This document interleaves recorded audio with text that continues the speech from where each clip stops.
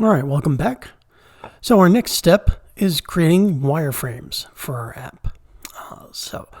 And for our purposes, right, just want to start with a definition, right? A lot of times, so clearly wireframes, page schematics that represent the skeletal framework and features of websites and apps. And in class, we'll use these three terms, and you'll hear these terms used a lot. Often they're just jumbled and used.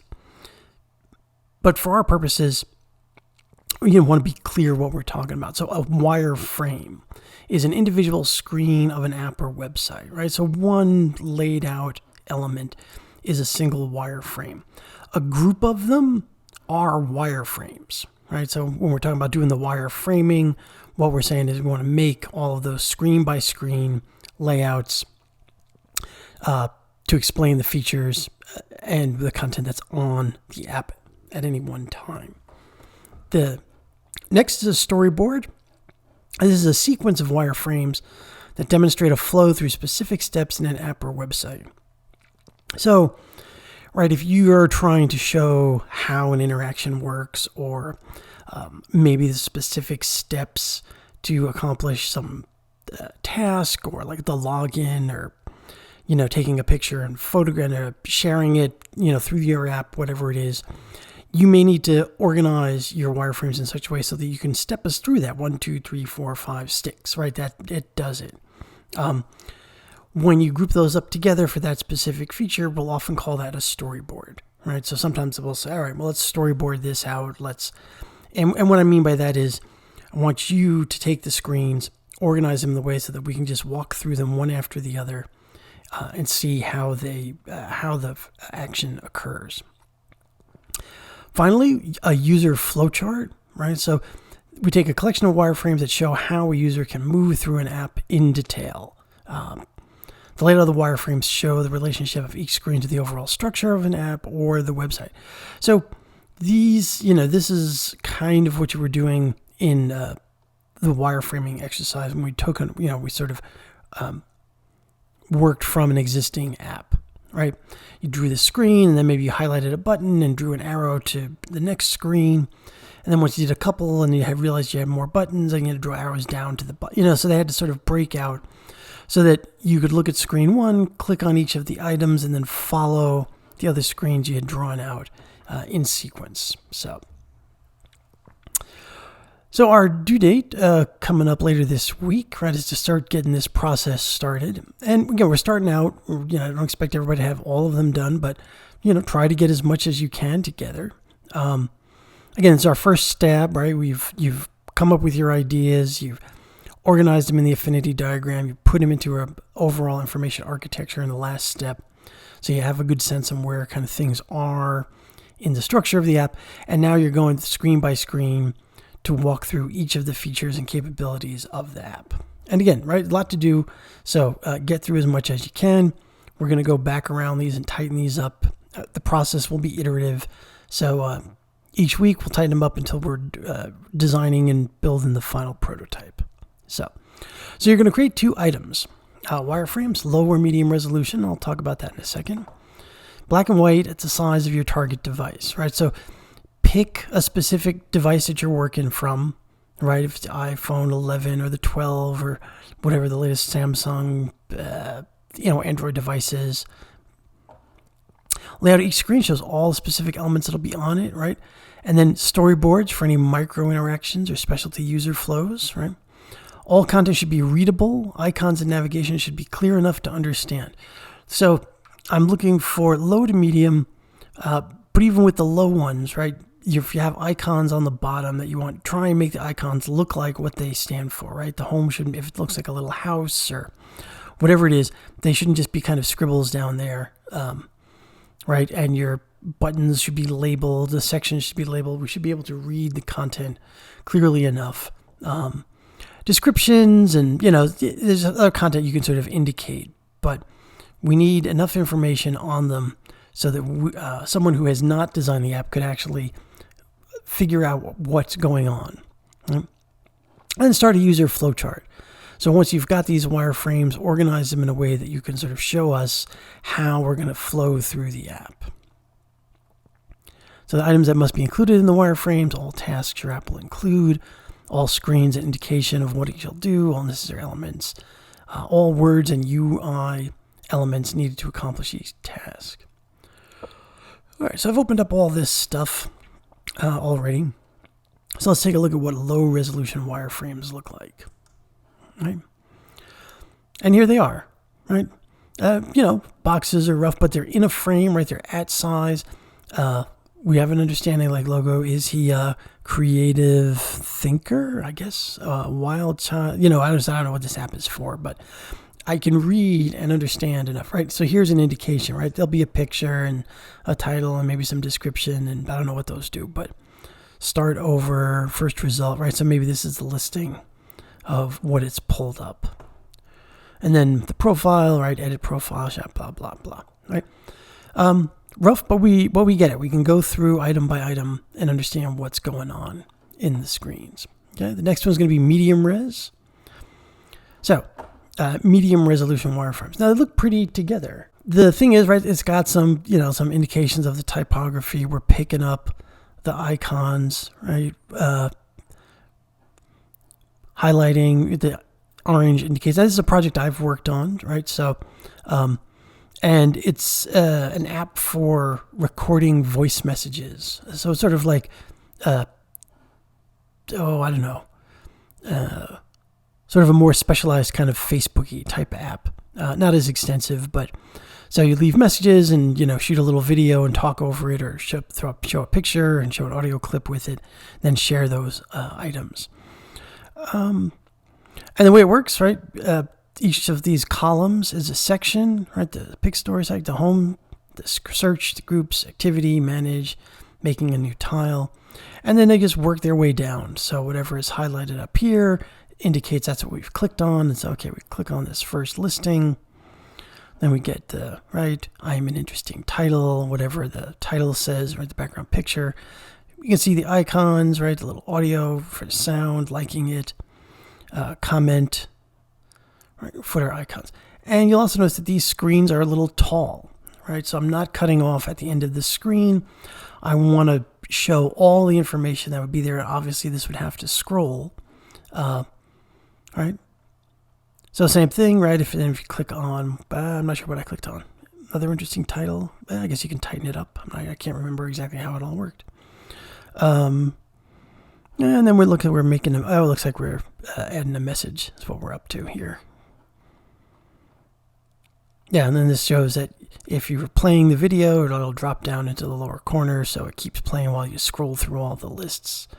And just scrolling through all of them. And then this one is about picking one of the profiles, and then each of these circles would be a different profile, so tapping on them, right? Kind of YouTube-esque.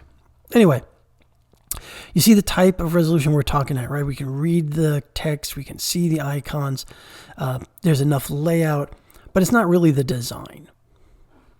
Okay. Next, high res. All right.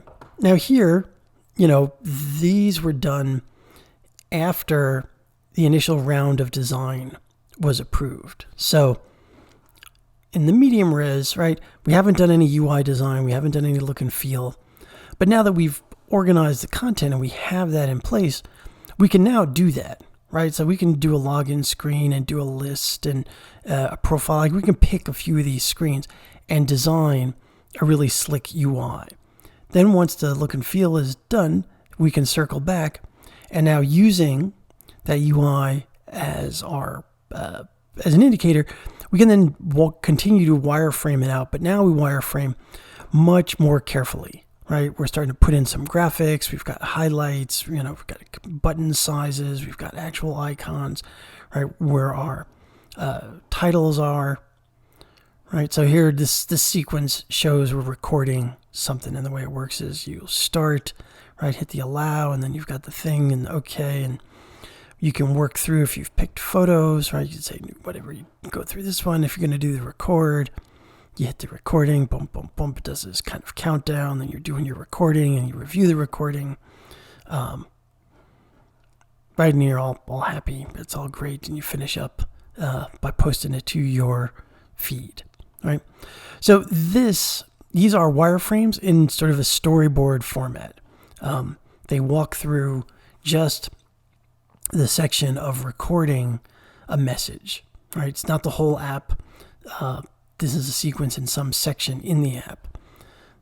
These low-res ones, this is really trying to show the whole app, right? We're highlighting features as we work down the screens, but the goal here is not to go through all of the process, right? I started a really low-res version of that making a tile process, right, over here. That's what these are. And, this is where making that tile sort of ended up in the end. So just understanding the sequence, look at it again. Low res, right, really rough, but clear enough that we can understand. Medium res, getting tighter. High res, we've already done a UI design, right, separate process. But now that we have that UI design, we can use that UI design to drive and explain our high-res wireframes. Okay. All right. Oh, and the last one, user flows. Almost forgot. Right? And so here's what those look like, right? These are actual screen grabs from the app, from the designed versions, and then they're laid out in this diagram so that somebody could walk through, right? And if we just make it bigger here, right? So you can see how the arrows work. We start from the login, then you click the blue button, that's to Facebook, and then that sort of jumps this whole login process and gets you to here. Then you go in there, and if you click the orange, you get up to the map, and you click this little icon, it goes to whatever this list is. You click the listing, and it runs, and it ends up over on this, this page over here. So you can follow through what each feature does, what each item on the UI does. All these wireframes have been, grabs, right, wireframes have been created, laid out, so that you can sort of follow each of the processes. All right. And again, as you're working on yours, you can work this way. You can make this after the fact, whatever sort of makes sense to you. Then I've linked to a bunch of resources. The first one, this 50 free wireframe kits. Right? And these are all just free download stuff, right? Some of it's old iOS 6, but they can be useful to help your wireframing go faster.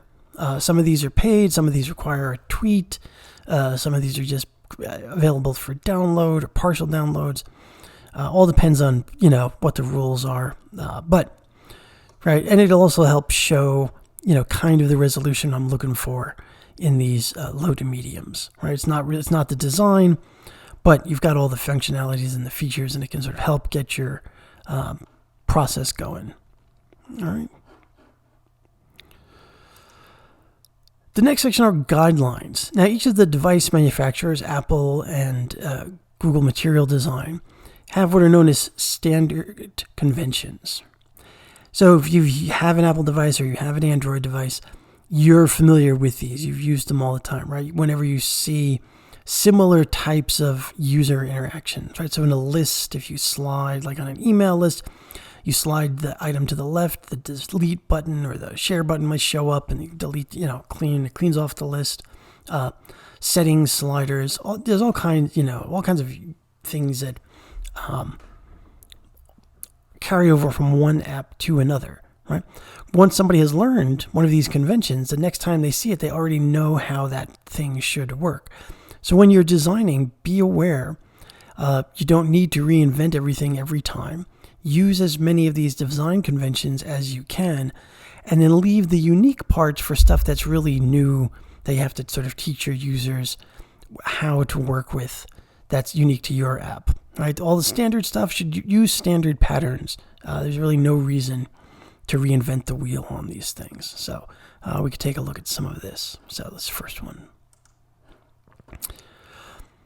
So the Apple Human Interface Guidelines, they go into tremendous detail about how all these things work, how big they should be, how far away they should be, where they should be placed, how, all of this stuff. All this stuff is very thought out, very regimented. Works really well if you just follow it. Right? You can wing it. That's, it's certainly possible. But keep in mind that there are rules and specifics for all of this. The Apple Developer Design System or section, right? And they have a bunch of resources you can download. Their SF symbols, right? So you can download those. Their guidelines, you can view the resources, read them. Right? If we open those up, let's just see what's over there. Right. And so what these all offer, right, for Sketch, for XD, for Photoshop, right? So they have all of them, the guidelines, so you can download these assets and then design with them, right? Use them in your design applications. Lastly, their videos, all good stuff. They do these for their developer conference. This is just a search for this topic of design. One I thought looked interesting, right, was the details of UI.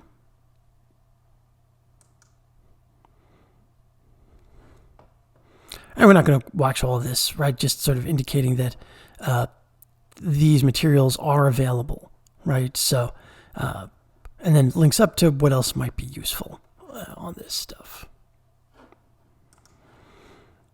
Now, Google Material is the same type of thing for Android devices. So if we take a look, this is the material design site, right? Design components developed. We'll take a look at a couple of these.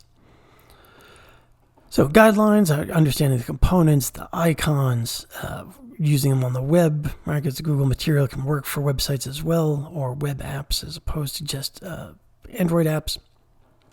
Accessibility guidelines, tutorials, all kinds of stuff. So we're at the main section. Now we're in the design section, and they go through all the design criteria, right? The dark theme, what's new, and all their blog articles, right? How the type system works, how their shape plans work, right? What they all mean. And then they do item by item. All right, so if we talk about the layout, all right, how the design principles work, keeping things consistent, making it responsive, what their pixel density is, right? How they calculate this stuff and what it means, and right, where the curve should be on lines up on the grid lines, not in between the grid lines. Tons of information, right? This is a highly technical field. Both of these companies are, among the biggest companies in the world. So a lot of time, energy, and resources go into the design of their products. But they share all that information because they want people who develop this stuff to design and build it at a really high level. You have a resources section, so again, you can download the icons, right? Gallery of work. You can work with the Google fonts. You have the color tool, scale generator, all kinds of great stuff. Again, right? The Sketch kit, Figma kit, IxD kit, right? If you want to do motion design with After Effects, all their approved curves and all that kind of stuff. Designing the icons that are going to go on the screen once the app is done in the App Store. Lots of great material. Lastly, I put a link to Design for Android, only because Design for Android is really material design, but sometimes coming at it from the sense of a developer is a little bit different. So this is really just reference information. All right, so that's it. Good luck going on those wireframes, and I will see you in the next one.